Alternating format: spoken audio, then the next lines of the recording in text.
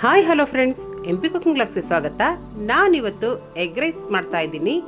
Egg rice ತಿನ್ಬೇಕಂತ ಹೋಟೆಲ್ಗೆ ಏನು ಹೋಗಬೇಕಾಗಿಲ್ಲ. ಮನೇಲಿ ಈ ರೀತಿ ರುಚಿಕರವಾದಂತಹ ಆರೋಗ್ಯಕರವಾದಂತಹ ಎಗ್ ರೈಸ್ನ ಮಾಡ್ಕೊಂಡು ತಿನ್ಬೋದು. ಒಂದ್ಸಲ ತಿಂದು ನೋಡಿ ಫಿದಾಗಿ ಹೋಗ್ತೀರಾ, ಆ ರೀತಿ ಇರುತ್ತೆ.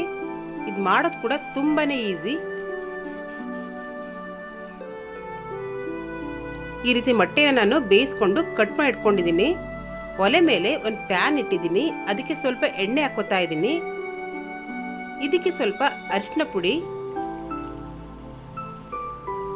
ಅಚ್ಕಾರದ ಪುಡಿ ಕೂಡ ಸೇರಿಸ್ಕೊತಾ ಇದ್ದೀನಿ. ಇದಕ್ಕೆ ಸ್ವಲ್ಪ ಉಪ್ಪನ್ನ ಸೇರಿಸ್ಕೊತಾ ಇದ್ದೀನಿ. ಇದನ್ನೆಲ್ಲ ಒಂದ್ಸಲ ಮಿಕ್ಸ್ ಮಾಡಿಕೊಂಡು ಈ ರೀತಿ ಮಿಕ್ಸ್ ಮಾಡ್ಕೊತಾ ಇದ್ದೀನಿ.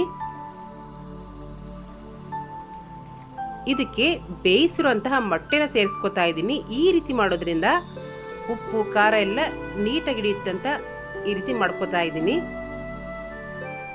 ಈ ರೀತಿ ಫ್ರೈ ಮಾಡ್ಕೊತಾ ಇದ್ದೀನಿ. ಈ ರೀತಿ ಒಂದ್ಸಲ ಡಿಫ್ರೆಂಟ್ ಆಗಿರೋ ರೆಸಿಪಿನ ಮಾಡಿ ನೋಡಿ, ತುಂಬಾನೇ ಚೆನ್ನಾಗಿರುತ್ತೆ.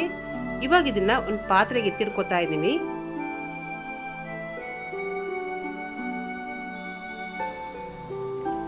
ಅದೇ ಪಾತ್ರೆಗೆ ಕಟ್ ಮಾಡಿರೋಂಥ ಈರುಳ್ಳಿ, 2 ಹಸಿಮೆಣಸಿನಕಾಯಿನ ಸೇರಿಸ್ಕೊತಾ ಇದ್ದೀನಿ. ಇದಕ್ಕೆ ಕರಿಬೇವು ಸೊಪ್ಪನ್ನು ಕೂಡ ಹಾಕೋತಾ ಇದ್ದೀನಿ. ಚಿಕ್ಕದಾಗಿ ಕಟ್ ಮಾಡಿರುವಂತಹ 1 ಸಿಹಿ ಟೊಮೊಟೊನ ಸೇರಿಸ್ಕೊತಾ ಇದ್ದೀನಿ. ಶುಂಠಿ ಬೆಳ್ಳುಳ್ಳಿ ಪೇಸ್ಟ್ ಕೂಡ ಹಾಕೋತಾ ಇದ್ದೀನಿ. ಇದು ಸ್ವಲ್ಪ ಹಸಿ ವಾಸನೆ ಹೋಗೋವರೆಗೂ ಈ ರೀತಿ ಫ್ರೈ ಮಾಡ್ಕೊತಾ ಇದ್ದೀನಿ. ಯಾರಿಗೆ ಮೊಟ್ಟೆನ ಹೊಡೆದು ಎಗ್ ರೈಸ್ ಮಾಡ್ಕೊಂಡು ತಿನ್ನೋಕೆ ಇಷ್ಟ ಇರಲ್ಲೋ ಅವ್ರು ಈ ರೀತಿ ಮಾಡಿ ನೋಡಿ. ಇವಾಗ ನಾನು ಕಟ್ ಮಾಡಿರೋಂತಹ ಕ್ಯಾಪ್ಸಿಕಮ್ನು ಕೂಡ ಹಾಕೋತಾ ಇದ್ದೀನಿ. ಸ್ವಲ್ಪ ಅಚ್ಕಾರದ ಪುಡಿ, ನಾನು ಹಸಿಮೆಣಸಿನಕಾಯಿನ ಹಾಕಿರೋದ್ರಿಂದ ಸ್ವಲ್ಪ ಅಚ್ಕಾರದ ಪುಡಿ ಕೂಡ ಸೇರಿಸ್ಕೊತಾ ಇದ್ದೀನಿ. ಧನಿಯಾ ಪುಡಿ, ಚಿಕನ್ ಮಸಾಲನ ಸೇರಿಸ್ಕೊತಾ ಇದ್ದೀನಿ. ನಿಮಗೆ ಚಿಕನ್ ಮಸಾಲ ಇಷ್ಟ ಇಲ್ಲ ಅಂದರೆ ಗರಂ ಮಸಾಲನು ಕೂಡ ಸೇರಿಸ್ಕೋಬಹುದು. ನಿಜವಾಗ್ಲೂ ಹೇಳ್ತೀನಿ ಫ್ರೆಂಡ್ಸ್, ತುಂಬಾನೇ ರುಚಿಕರವಾಗಿರುತ್ತೆ ಮತ್ತೆ ಟೇಸ್ಟ್ ಕೂಡ ಡಿಫ್ರೆಂಟ್ ಆಗಿರುತ್ತೆ.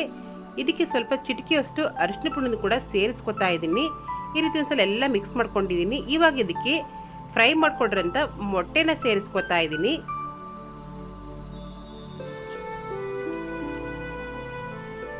ಈ ರೀತಿ ಅದನ್ನು ಕೂಡ ಒಂದ್ಸಲ ಮಿಕ್ಸ್ ಮಾಡ್ಕೊತಾ ಇದ್ದೀನಿ.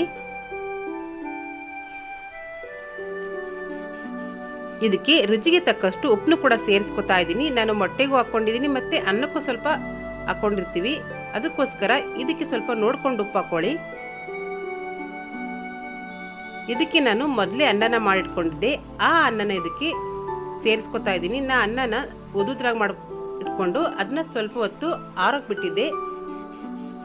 ಈ ರೀತಿ ನಾನು ಇದಕ್ಕೆ ಮಿಕ್ಸ್ ಮಾಡ್ಕೊತಾ ಇದ್ದೀನಿ. ಇದು ಬ್ರೇಕ್ಫಾಸ್ಟ್ಗೆ ಮತ್ತೆ ರಾತ್ರಿ ಡಿನ್ನರ್ ಕೂಡ ತುಂಬಾನೇ ಚೆನ್ನಾಗಿರುತ್ತೆ. ಒಂದ್ಸಲ ಮಾಡಿ ನೋಡಿ. ಇವಾಗ ಇದನ್ನ ನೀಟಾಗಿ ಒಂದ್ಸಲ ಮಿಕ್ಸ್ ಮಾಡ್ಕೊತಾ ಇದ್ದೀನಿ.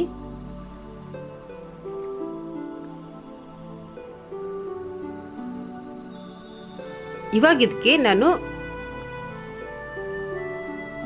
ಪೆಪ್ಪರ್ ಪೌಡರ್ನ ಸೇರಿಸ್ಕೊತಾ ಇದ್ದೀನಿ. ಮೇನ್ ಹೈಲೈಟ್ ಇದಕ್ಕೆ ಪೆಪ್ಪರ್ ಪೌಡರ್ ಅಂತಾನೆ ಹೇಳ್ಬೋದು. ಈ ರೀತಿ ಅದನ್ನು ಕೂಡ ಮಿಕ್ಸ್ ಮಾಡ್ಕೊತಾ ಇದ್ದೀನಿ. ಲಾಸ್ಟಿಗೆ ನಾನು ಕೊತ್ತಂಬರಿ ಸೊಪ್ಪನ್ನು ಕೂಡ ಹಾಕೋತಾ ಇದ್ದೀನಿ. ಇದನ್ನ ರಾತ್ರಿ ಮಿಕ್ಕಿರಂತ ಅಂದಲೂ ಕೂಡ ಮಾಡ್ಕೋಬಹುದು, ತುಂಬಾನೇ ಚೆನ್ನಾಗಿರುತ್ತೆ. ಕೊನೆಗೆ ನಮ್ಮ ಎಗ್ ರೈಸ್ ರೆಸಿಪಿ ರೆಡಿ ಆಯಿತು. ಈ ರೀತಿ ತುಂಬಾ ಕಲರ್ಫುಲ್ ಆಗಿ ನೋಡಕ್ ಕೂಡ ತುಂಬಾ ಚೆನ್ನಾಗಿ ಕಾಣ್ತಿದೆ.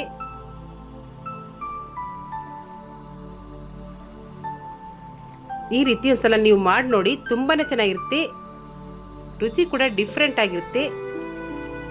ನನ್ನ ರೆಸಿಪಿ ಇಷ್ಟ ಆದರೆ ಪ್ಲೀಸ್ ಲೈಕ್ ಮಾಡಿ, ಸಪೋರ್ಟ್ ಮಾಡಿ, ಸಬ್ಸ್ಕ್ರೈಬ್ ಮಾಡಿ ಮತ್ತು ಕಮೆಂಟ್ಸ್ ಕೂಡ ಹಾಕಿ.